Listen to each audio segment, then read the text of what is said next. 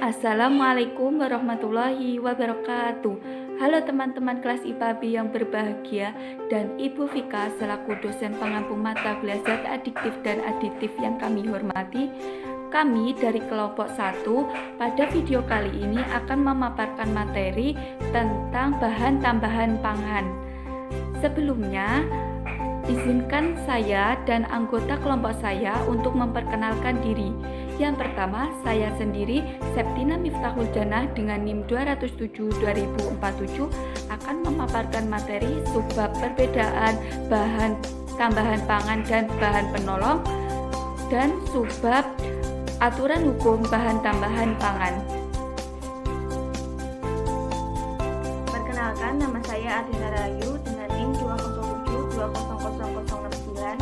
Dalam video ini saya akan menjelaskan 1. Definisi pangan dan keamanan pangan, 2. Aturan hukum keamanan pangan, 3. Bahan baku, bahan tambahan pangan, dan bahan penolong. Dalam subbab yang ketiga ini saya akan menjelaskan apa itu bahan baku. Perkenalkan, nama saya Rifat Fidah dengan NIM 207200039. Dalam video kali ini saya akan menjelaskan mengenai aturan pemakaian BTP atau bahan tambahan pangan pada makanan. Untuk lebih jelasnya, simak penjelasan berikut ya.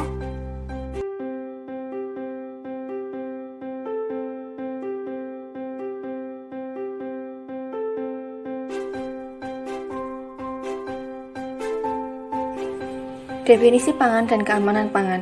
Pangan adalah biological basic commodity yang merupakan sumber kalori, protein, mineral, dan vitamin untuk memenuhi kebutuhan gizi yang diperlukan oleh tubuh makhluk hidup. Dan pangan jauh menjadi bagian yang sangat penting dalam kehidupan bernegara, khususnya dalam sektor strategis perekonomian dan keamanan. Karena sektor pangan merupakan industri massal yang melibatkan banyak orang, mulai produksi, pengolahan, distribusi, konsumsi, dan sistem pendukung lainnya. Oleh Suhaimi tahun 2008. FAO dan WHO sepakat bahwa keamanan pangan merupakan food safety, merupakan salah satu komponen dari ketahanan pangan atau food security. Karenanya, sangat penting bagi para pengambil kebijakan untuk selalu memperhatikan dan mempertimbangkan aspek keamanan pangan secara sesama dalam program ketahanan pangan, karena aspek ini sering mendapat perhatian yang kurang daripada yang seharusnya. Aturan hukum keamanan pangan. Keamanan pangan telah diatur dalam PP Peraturan Pemerintah Nomor 86 Tahun 2019 yang telah disahkan oleh Presiden Joko Widodo pada tanggal 26 Desember 2019 di Jakarta. Penyelenggaraan peraturan keamanan pangan ini bertujuan agar negara dapat memberikan perlindungan kepada rakyat untuk mengonsumsi pangan yang aman bagi kesehatan dan keselamatan jiwanya.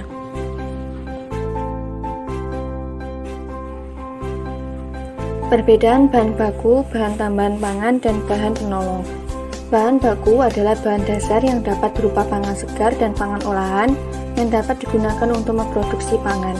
Sumber bahan baku pangan bisa diperoleh dari tanaman, hewan, mikroorganisme, atau sintesis kimia. Selanjutnya yaitu bahan tambahan pangan. Apa sih bahan tambahan pangan itu? Bahan tambahan pangan merupakan campuran bahan yang ditambahkan ke dalam pangan untuk mempengaruhi sifat dan bentuk pangan. Misalnya untuk mempengaruhi warna, rasa, dan ketahanan umur pangan. Yang selanjutnya yaitu bahan penolong. Apa ya bahan penolong itu? Bahan penolong adalah bahan yang digunakan untuk melengkapi fungsi, meningkatkan efisiensi, dan keamanan produk.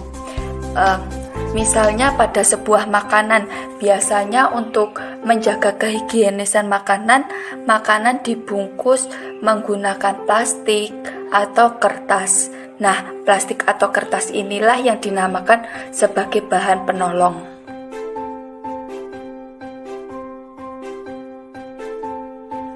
Selanjutnya yaitu aturan hukum bahan tambahan pangan.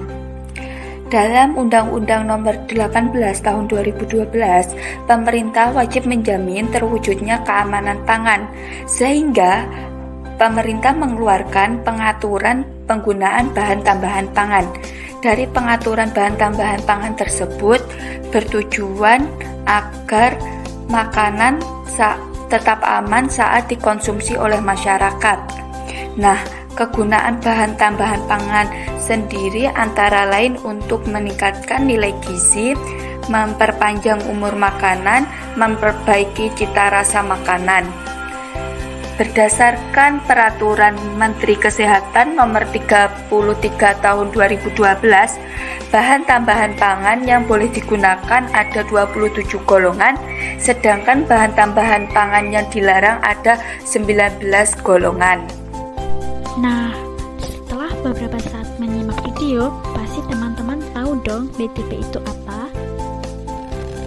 Selain itu, perlu kita ketahui bahwasanya dalam penggunaan BTP tidak boleh sembarangan.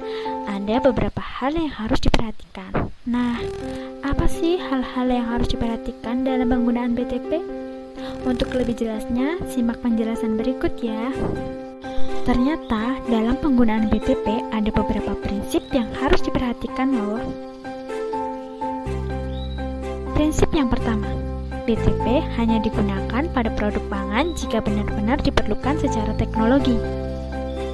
Jadi, kalau tidak diperlukan secara teknologi, teman-teman tidak perlu menambahkan BTP ya. Prinsip yang kedua, gunakan BTP yang diizinkan sesuai dengan peraturan dan baca takaran penggunaannya sesuai petunjuk label sediaan BTP. Jangan lupa baca takaran penggunaannya ya, agar sesuai dengan petunjuk label sediaan BTP. Yang ketiga, penggunaan BTP tidak boleh melebihi batas maksimal yang ditetapkan. Jadi harus sesuai batas ya teman-teman. Yang keempat, dalam penggunaan BTP harus yang memiliki nomor izin edar ya. Sesuai dengan prinsip yang keempat, gunakan sediaan BTP yang telah memiliki nomor izin edar. Prinsip yang kelima atau prinsip yang terakhir adalah BTP tidak boleh digunakan untuk pertama, menyembunyikan penggunaan bahan yang tidak memenuhi persyaratan. Kedua, menyembunyikan cara kerja yang bertentangan dengan cara produksi yang baik. Yang ketiga, menyembunyikan kerusakan pangan. Jadi, harus hati-hati ya dalam penggunaan BTP. Ada alat yang dapat digunakan dalam penakaran BTP. Teman-teman dapat menggunakan yang pertama adalah timbangan analitik dan yang kedua adalah sendok takar jika tidak memungkinkan menggunakan timbangan analitik. Nah, lebih jelasnya teman-teman bisa cari gambar alatnya ya. Nah, teman-teman pasti ingat dong bahwa BTP boleh digunakan jika tidak melebihi batas maksimum penggunaannya dalam kategori pangan. Ada dua batas maksimum penggunaan BTP. Yang pertama, konsentrasi maksimal BTP yang diizinkan terdapat pada pangan dalam satuan yang ditetapkan, atau yang dapat disebut dengan numerik. Nah, apa sih contohnya? Contohnya dapat kita lihat dalam nugget ikan. Ternyata dalam nugget ikan terdapat BTP pengawet natrium sorbat 1000 mg per kilogram sebagai asam sorbat. Yang kedua adalah konsentrasi BTP secukupnya yang digunakan dalam pangan untuk menghasilkan efek teknologi. Contohnya bisa kita lihat dalam batas maksimal BTP penguat rasa. Teman-teman, yang kedua ini dapat kita singkat sebagai CPPB, cara produksi pangan yang baik. Nah, selanjutnya adalah keberadaan BTP dalam pangan. Keberadaan BTP dalam pangan ada dua loh teman-teman. Yang pertama adalah penambahan langsung dalam proses produksi. Meskipun bisa ditambahkan secara langsung dalam proses produksi, akan tetapi harus mengikuti batas maksimal di produksi akhirnya. Jadi tetap harus hati-hati ya. Yang kedua adalah terbawa atau ikutan atau carry over dari bahan baku, BTP, atau bahan penolong. Nah, meskipun BTP bisa terbawa atau ikutan, namun harus mengikuti ketentuan tentang BTP ikutan atau carry over. Teman-teman dapat melihat contoh pengaturan jenis BTP pengawet pada kategori pangan per BPOM nomor 11 tahun 2019 tentang bahan pangan. Untuk contohnya bisa dilihat dalam tabel ya. Contoh yang kedua adalah contoh pengaturan jenis BTP per warna pada kategori pangan per BPOM nomor 11 tahun 2019 tentang bahan pangan tambahan. Nah, bisa dilihat dalam tabel berikut. Alat yang dapat digunakan untuk penakaran BTP adalah timbangan analitik dan sendok takar. Nah, ternyata ada konversi ukuran sendok takar untuk menakar BTP. Nah, yang pertama bisa kita lihat dalam tabel. Nomor 1, golongan BTP pengawet. Bobot BTP dalam ukuran sendok takar adalah dengan jumlah 1,25 gram. Yang kedua, golongan BTP pewarna. Bobot BTP dalam ukuran sendok takar adalah 1,25 gram. Namun, tabel ini hanya berlaku untuk jenis BTP yang berbentuk bubuk, serbuk, butiran, granul, atau kristal.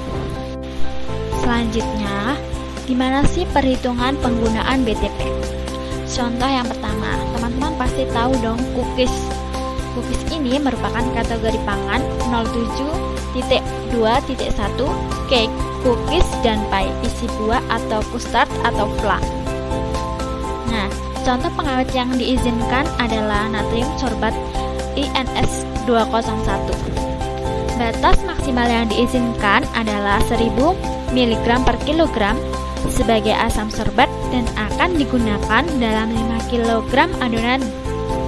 Nah, sehingga 1 sendok takar tadi adalah 1,25 gram sama dengan 1250 mg. Cara menghitungnya 1000, batas maksimal yang diizinkan tadi 1000, kemudian per sendok takar 1250 dikali jumlah adonannya, sehingga menghasilkan 4 sendok takar peres. Sehingga natrium sorbat yang ditambahkan pada 5 kg adonan maksimal adalah 4 sendok takar peres. Tidak ketinggalan lagi, kita bahas mengenai BTP ikutan atau carry over. BTP ikutan atau carry over merupakan BTP yang berasal dari bahan baku baik yang dicampurkan maupun yang dikemas secara terpisah, tetapi masih merupakan satu kesatuan produk.